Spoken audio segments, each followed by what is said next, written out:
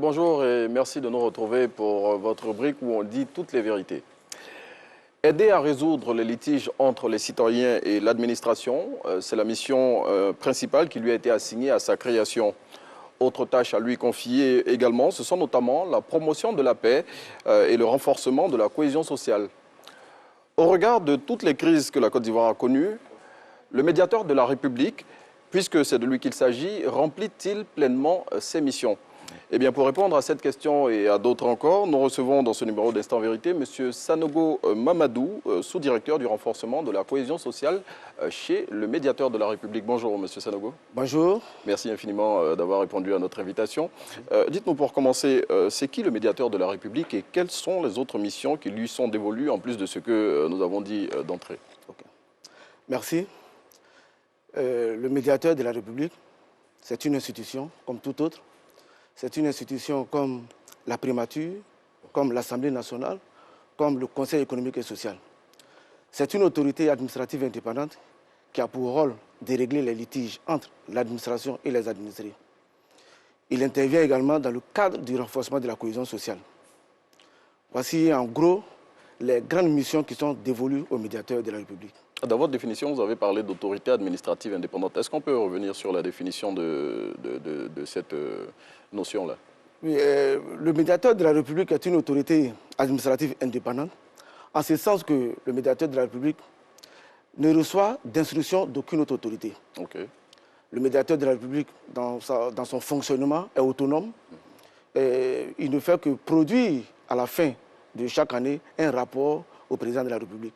Mais comme je l'ai dit, il ne reçoit d'instruction d'aucune autre autorité. Mais donc même pas du président de la République? Non. Qui l'a nommé? Aucune autorité. Ah ben dis donc, là c'est quelque chose d'important que vous nous apprenez. Donc ça veut dire que les actions du médiateur de la République ne sont contrôlées par aucune autorité. On ne peut pas lui faire de suggestions quant au fonctionnement de sa structure. On ne peut pas lui dire par ici ou bien de ce côté si ça n'a pas marché ou bien, je ne sais pas moi. Bon, il faut savoir que c'est vrai, le médiateur de la République est nommé par le président de la République, oui, avec avis du président de l'Assemblée nationale. Mais comme je le dis, à partir du moment où on est nommé médiateur de la République, on ne reçoit d'instruction d'aucune autre autorité. Cela est constaté à travers un peu les autres institutions de médiation à travers le monde. Voilà, pour être une institution autonome, il faut avoir un certain nombre de critères, dont l'indépendance, oui, dont je dirais la crédibilité, c'est-à-dire l'accessibilité également. Donc le médiateur de la République, comme je le disais tantôt, ne reçoit d'instruction d'aucune autorité. C'est vrai, il produit un rapport, au regard peut-être de ce rapport. Le regard, il produit annuellement, mensuellement, trimestriellement.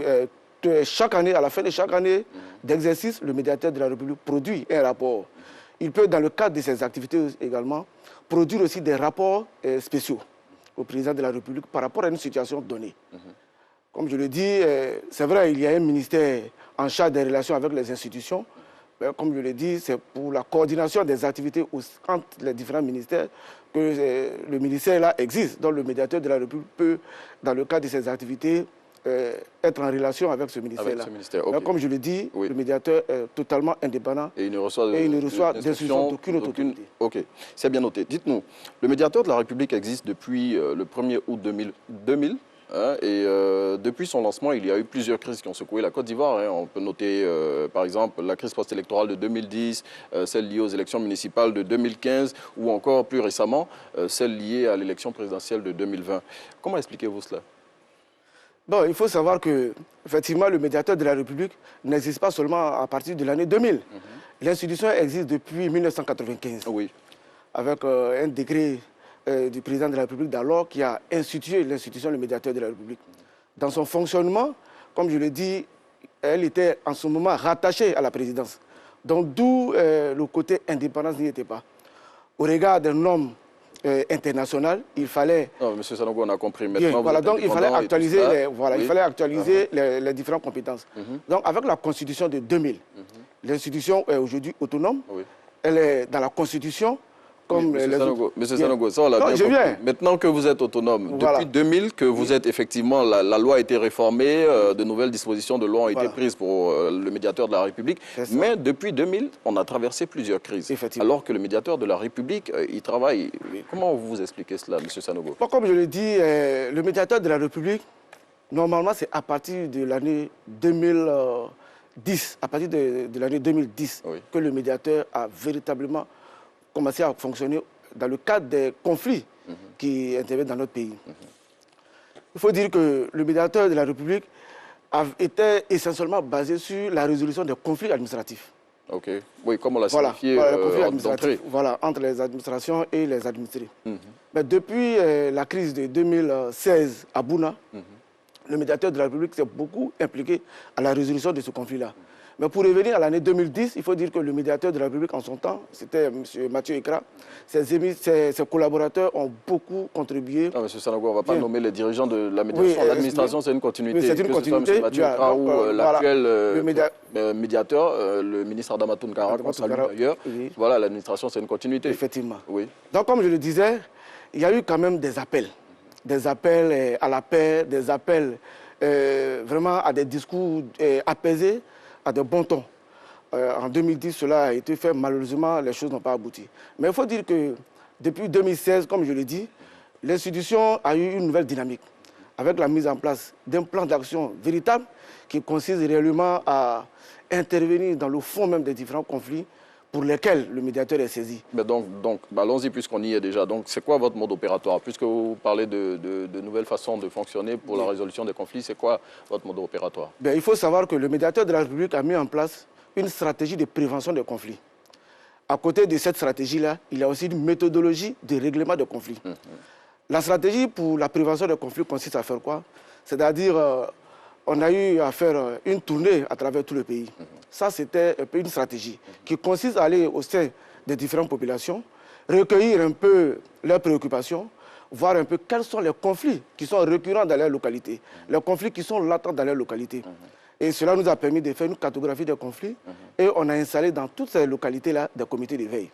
Donc ça, c'est la stratégie de prévention des conflits que nous avons mis en place. Mais monsieur Sanogo, vous parlez de votre stratégie de prévention des conflits et tout de suite, moi, ça me met un peu, je dirais pas mal à l'aise, mais malgré cette stratégie de conflit que vous avez déployée, en 2020, on a eu les événements de la crise liés aux élections.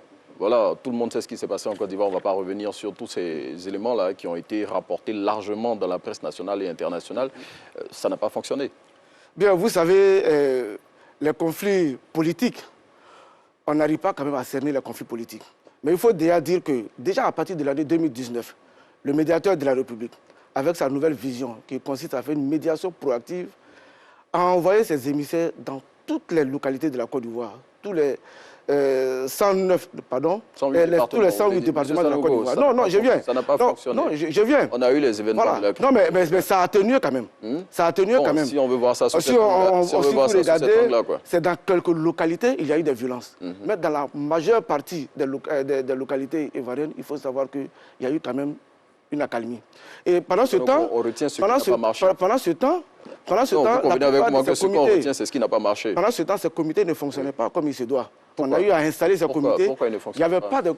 Ces comités n'avaient pas été mis en place officiellement. Ok. Voilà. Donc déjà, on était dans la phase de recueillement des noms des personnalités qui devaient constituer ces comités-là.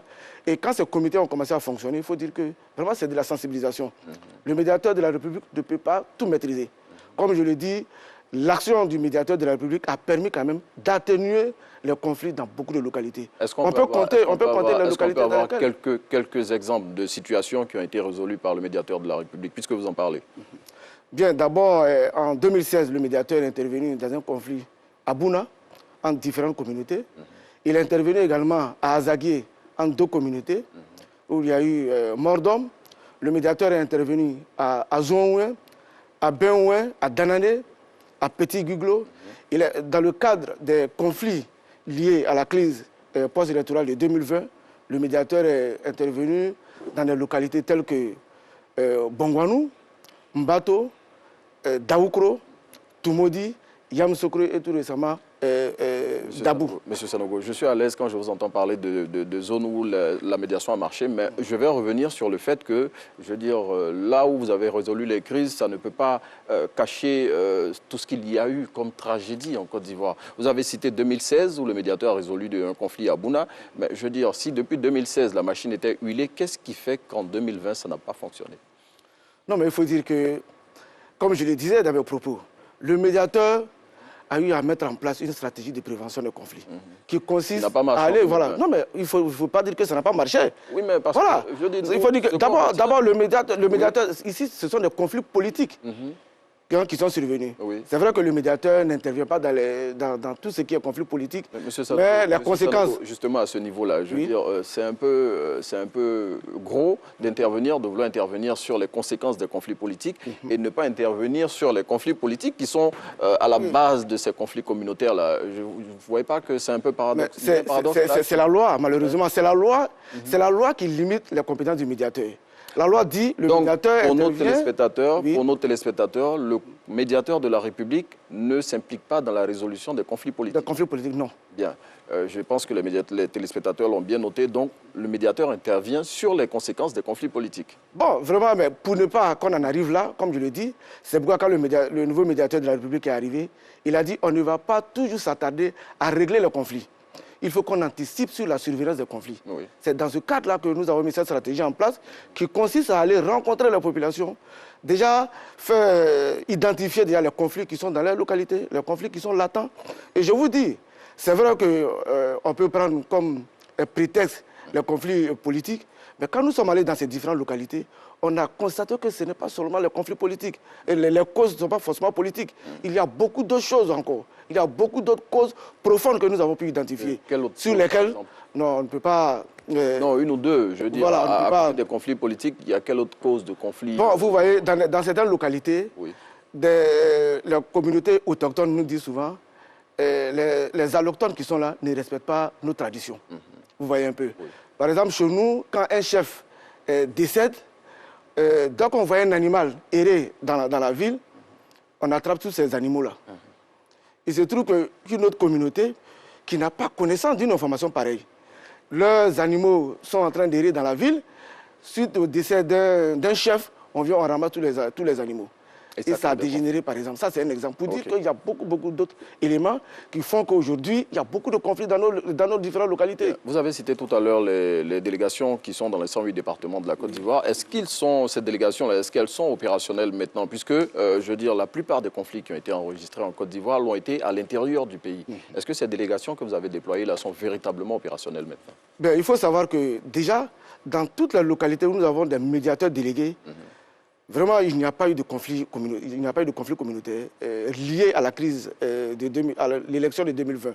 Mais je dirais que dans ces localités-là, nous avons installé des comités de veille et de suivi de la situation de la cohésion sociale. Mais à ce jour, nous avons 13 médiateurs délégués qui fonctionnent. Comme on le dit, c'est un maillage du territoire national que le médiateur entend faire. Aujourd'hui, nous avons 32 régions. Et le médiateur de la République veut vraiment couvrir toutes les régions de la Côte d'Ivoire avec des médiateurs délégués. On croise les doigts pour que ce maillage-là soit effectif dans toutes les régions de la Côte d'Ivoire et que le travail pour lequel ces délégués-là sont déployés se fasse dans les meilleures conditions. Dites-moi, le médiateur de la République, c'est une institution qui est financée par l'État de Côte d'Ivoire à hauteur de plusieurs milliards de francs CFA. Quels sont les moyens dans cette grosse manne financière-là qui sont mis à la disposition des agents pour travailler? Bon, il faut dire on le voit que votre travail est vraiment difficile. Oui, en tout cas, c'est pas facile. Surtout, le territoire ivoirien est tellement grand. Et souvent, on ne maîtrise pas la survenance des conflits dans les localités. À tout moment, un conflit peut naître dans une localité ou dans une autre localité. Donc, il faut dire que l'État, quand même, fait des efforts, des moyens sont mis à la disposition. De gros efforts, hein, il faut le reconnaître. Plusieurs milliards de francs CFA, c'est plus que des efforts. Bon, moi, je n'ai pas trop connaissance 5 milliards du budget, voilà, du budget, comme nous sommes des techniciens. 5 milliards de francs CFA, 5 milliards de francs CFA. Donc, vous me donnez l'information. Bon, je fais juste un rappel. Bon, d'accord. Je pense que si ça peut nous permettre de fonctionner, et il faut savoir que ces moyens même ne suffisent pas. Bon, c'est cela a fait que nous avons... Non, c'est relatif. C'est pourquoi nous avons même... C'est beaucoup plus, on a même demandé la contribution des partenaires techniques et financiers qui nous accompagnent dans certaines actions. Qui peut avoir recours au médiateur de la République? Bien, il faut savoir que tout citoyen vivant sur le territoire ivoirien peut avoir accès au médiateur de la République, sans distinction d'ethnie, de race, de sexe, tout citoyen. D'ailleurs, aujourd'hui, au sein de l'institution du médiateur de la République, nous avons une cellule qui consiste à aider les enfants dans la préservation de leurs droits. Donc il faut savoir que les enfants, les adultes, quel que soit vraiment l'âge, quelle que soit la nationalité, tout le monde peut saisir le médiateur de la République sans difficulté. Et pour saisir le médiateur de la République, c'est gratuit. Il suffit juste d'écrire un courrier, comme je l'ai dit, par courrier électronique, oui, par le courrier traditionnel que nous connaissons, même par appel téléphonique, on peut saisir le médiateur de la République. Mais le médiateur de la République, justement, on peut le saisir, mais c'est une institution qui est fermée, qui ne communique pas. On ne sait pas ce que vous faites. Oui, effectivement. Monsieur Sanogo. Oui, c'est le constat que nous faisons lorsque nous échangeons avec les populations. Les gens pensent qu'aujourd'hui, le médiateur de la République n'est pas connu. Effectivement, en son temps, les choses bougeaient, mais il y avait un manque de communication. Mais depuis un moment, on a mis en place un plan média qui consiste vraiment à communiquer beaucoup sur ce que nous faisons. Au niveau de la télévision, toutes les actions maintenant de sensibilisation ou d'actions de règlement de conflits que nous faisons, tout est relayé par la télévision. Nous avons même eu à former des journalistes afin que ceux-ci puissent nous permettre de véhiculer les messages du médiateur de la République. Nous avons un site web, on a également une page Facebook. Monsieur Sanogo, c'est bien noté tout ça. Dernière question avant qu'on ne se quitte. Monsieur Sanogo, dites-nous, le médiateur de la République, vous l'avez dit, n'intervient pas dans les questions politiques. Est-ce à dire que le médiateur de la République ne peut pas faire de médiation pour régler les crises qu'il y a entre les acteurs politiques nationaux, notamment entre le président de la République et M. Soro Guillaume? Bon, oui ou non? Bon, le médiateur ne peut pas, ce n'est pas son rôle. C'est bien noté. Mesdames et messieurs, vous l'aurez compris, on a essayé autant que faire se peut de faire la lumière sur les actions du médiateur de la République et de mieux faire connaître cette institution aux populations ivoiriennes. Merci de nous avoir suivis. Nous étions en compagnie de M. Sanogo Mamadou, sous-directeur du renforcement de la cohésion sociale chez le médiateur de la République. On se retrouve tout à l'heure pour la suite des Maths et Bonheur.